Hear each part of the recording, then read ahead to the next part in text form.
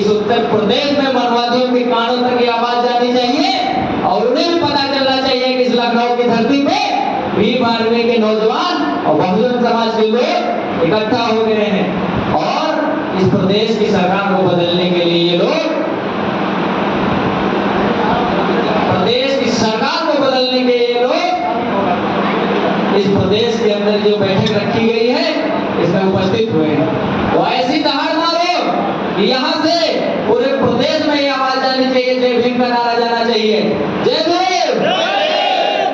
अब लग रहा है कि आप लोग खाना खा के आए हैं। तो सबसे पहले बहुजन समाज में जन्मे सभी संतों, गुरुओं और महापुरुषों के चरणों में मैं नमन करता हूँ और साथ में जिला से लखीमपुर खीरी से आए हुए हमारे जिला लखीमपुर के संयोजक जगमोहन लाल भारती जी को मैं तहे दिल से जय भीम करता हूँ और हमारे साथ में चलने वाले सिद्धार्थ भारती जी जो अभी मंच पे थे उनको मैं तहे दिल से जय भीम करता हूँ, जो अपने छोटे भाई दीपक जाटव को अपने साथ कंधे से कंधा मिला करके पूरे लखीमपुर खीरी में भीम आर्मी के कारवां को आगे बढ़ा रहे हैं। और साथ में आए हमारे देवेश गौतम जी जो निगासन से तहसील वरिष्ठ उपाध्यक्ष हैं और साथ ही साथ हमारे पिता तुल्य तेज नारायण गौतम जी उनको भी तहे दिल से जय भीम और साथ में हमारे बड़े भाई जसवंत जी को भी तहे दिल से जय भीम। इस मंच पे उपस्थित इस पंडाल में बैठे हमारी माताएं बहनें नौजवान साथी बूढ़े बुजुर्ग उन सभी को तहे दिल से जय भीम।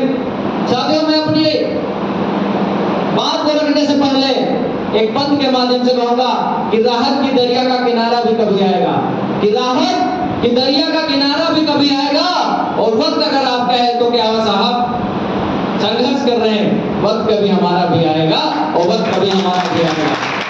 साथियों इस देश को आजाद हुए 76 वर्ष हो गए, लेकिन मेरे बहुजन समाज के लोग, दलित पिछड़े लोग आज भी आजाद नहीं हुए। आजाद इसलिए नहीं हुए कि हमारे समाज के लोग बाबा साहब अम्बेडकर के द्वारा जो वोट का अधिकार दिया गया था उस वोट के अधिकार के वैल्यू को नहीं पहचान पाए, इसलिए इस देश के अंदर आज हम लोग गुलाम बैठे हुए नहीं बैठे हैं। जिस दिन हमारे बहुजन समाज के लोग अपनी वोट की ताकत को पहचानने लगे, इस देश के अंदर हमें कोई हराने वाला पैदा नहीं है, क्योंकि हम लोग इस देश के शासक हैं। बाबा साहब अम्बेडकर ने जब हमें वोट का अधिकार दिया तो उन्होंने कहा कि जाइए अपने घरों पे लिख दीजिए जाके कि हम इस देश के शासक हैं। लेकिन मेरे बहुजन समाज के लोग अपने घरों पे क्या लिखे हुए हैं उसके लिए मैं कहूंगा नहीं, लेकिन हमारे समाज को इस बात को समझ सकते हैं कि क्या लिखे हुए हैं।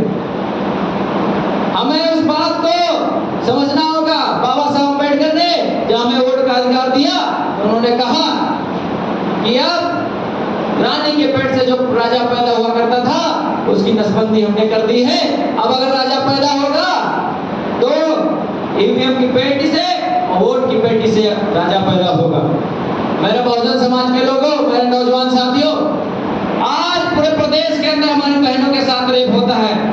हमें मूंछ रखने पर मार दिया जाता है तो हमें कहीं घोड़ी चढ़ने पर मार दिया जाता है। अगर आप चाहते हैं इस देश में शान से जीने का, अगर आप चाहते हैं हमारी बहन बेटियों की इज्जत बची रहे, अगर आप चाहते हैं इस देश के अंदर हमारा मान सम्मान बचे रहे, हमारे बूढ़ों बुजुर्गों का मान सम्मान बचा रहे, अगर आप चाहते हैं इस देश के अंदर हमारे संविधान लागू रहे, तो हमें भीम आर्मी का दामन थामना होगा और बड़े भाई चंद्रशेखर आजाद को 2027 में इस प्रदेश का मुख्यमंत्री बनाना होगा। मेरे साथियों, क्योंकि अगर आपको हमारे पास उगता हुआ सूरज है, अगर कोई पार्टी है तो भीम आर्मी आजाद समाज पार्टी मानव काशी राम साहब जी की पार्टी है, जिन्होंने बड़े भाई चंद्रशेखर आजाद जी ने 2021 में स्थापना की और 3 साल के अंदर इतना बदलाव आया कि बड़े भाई चंद्रशेखर आजाद जी को दलित मुस्लिम पिछड़े सिख समाज के लोगों ने नगीना लोकसभा से 1,51,000 वोटों से जिताया। मैं वहां की जनता को धन्यवाद देना चाहता हूं और मुस्लिम समाज के लोग आज भी इंतजार कर रहे हैं कि बड़े भाई चंद्रशेखर आजाद इस विधानसभा के चुनाव में अपना प्रत्याशी उतारे, ताकि हम लोग बड़े भाई चंद्रशेखर आजाद जी के प्रत्याशी को वोट दें और बड़े भाई चंद्रशेखर आजाद जी के प्रत्याशी को जिता करके विधानसभा में भेजें। मुस्लिम समाज के लोग इंतजार कर रहे हैं। मेरे साथियों, मेरे नौजवान साथियों, मैं आपके लिए एक पंक्ति बोलूंगा कि राहत की दरिया का किनारा भी कोसरी। कहना है कि होता, कि बीता हुआ कल आज नहीं होता, सबसे ऊंचा होने वाला पक्षी बाज नहीं होता। और जिस कौम के नौजवान संघर्ष नहीं करते, मेरे बहुजन समाज के लोगों, नौजवान साथियों, जिस कौम के नौजवान संघर्ष नहीं करते, उस कौम के सर पे कभी ताज नहीं होता, उस कौम के सर पे कभी ताज नहीं होता। इस प्रदेश के अंदर बीजेपी के लोग हम नौजवान साथियों को डराते धमकाते हैं कि हम तुम्हें मुकदमा लगा देंगे, तुम्हें गुंडा बना देंगे, तुम्हें जेल भेज देंगे, मुकदमे लगा करके जेल भेज देंगे।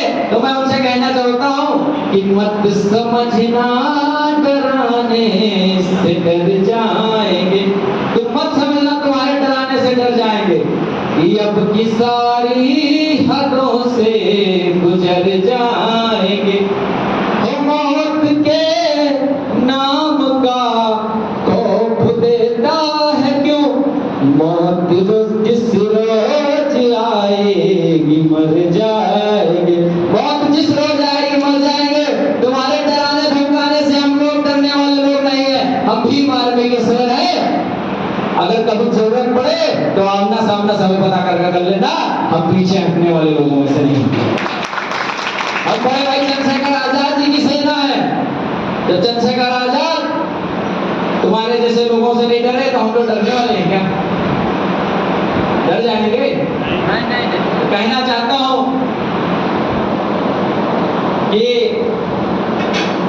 कहना है मेरे बहुजन समाज के लोगों कि ये चांद ये सितारे हमारे साथ में रहेंगे। कहना है कि ये चांद ये सितारे हमारे साथ में रहेंगे अगर आप लोगों के हाथ हमारे हाथ में रहेंगे। ये चांद ये सितारे हमारे साथ में रहेंगे अगर आप लोगों के हाथ हमारे हाथ में रहेंगे। और डर कर घर में बैठ जाएं, कोई बच्चे नहीं है। डर कर घर में बैठ जाएं, कोई बच्चे नहीं है। और ये जितने भी शोषण करने वाले लोग हैं, चाहे वो बीजेपी के लोग हो, चाहे आरएसएस के लोग हो, चाहे वो किसी भी धर्म के लोग हो, जब हमारी सरकार होगी तो हवालात में रहेंगे। कहाँ रहेंगे? हवालात में रहेंगे। हमें इंतजार अपनी सरकार का। जितना तुमने हमारे पर शोषण किया है उसका एक एक बदला हम अपनी सरकार में लेंगे। ये याद रहे मनवादी लोगों को। आज इस लखनऊ की धरती पे मुझे बोलने का सौभाग्य प्राप्त हुआ। मैं बहुत खुशनसीब हूँ कि आज बड़े भाई भीम आर्मी राष्ट्रीय अध्यक्ष विनय रतन जी के मंच से मुझे बोलने का सौभाग्य प्राप्त हुआ। मैं इतने पिछड़े एरिया से आता हूँ जो कि नेपाल क्षेत्र में पड़ता है, तिगुनिया।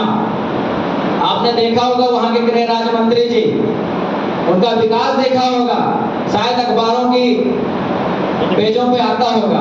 कितना पिछड़ा एरिया है, वहां से रहने वाला व्यक्ति हूं। लेकिन जब से भीम आर्मी आई, भीम आर्मी को ज्वाइन किया और अपने संघर्ष के बलबूते आज इस लखनऊ के मंच पे बोलने का सौभाग्य प्राप्त हुआ। दोस्तों, तो साथियों, कहना है कि हो गया है फैसला, अब ठहरेंगे नहीं। हो गया है फैसला, अब ठहरेंगे नहीं। तुम्हारी जुल्मों सितम अब सहेंगे नहीं। और तुम दिखाते हो जेल पुलिस लाठी डंडों का डर हमें, कि तुम दिखाते हो जेल पुलिस लाठी डंडे का डर हमें। अब मौत भी आएगी तो बेटा डरेंगे नहीं, अब मौत भी आएगी तो बेटा डरेंगे नहीं। इसी के साथ मैं अपनी वाणी को विराम देता हूँ। और जो भी छोटी मोटी गलती हुई है, अपना छोटा भाई दीपक, छोटा भाई समझ करके मुझे माफ करना। और आगे कभी समय मिलेगा तो ज्यादा अपनी बात रखेंगे। इसी के साथ जय भीम, जय भारत, जय संविधान।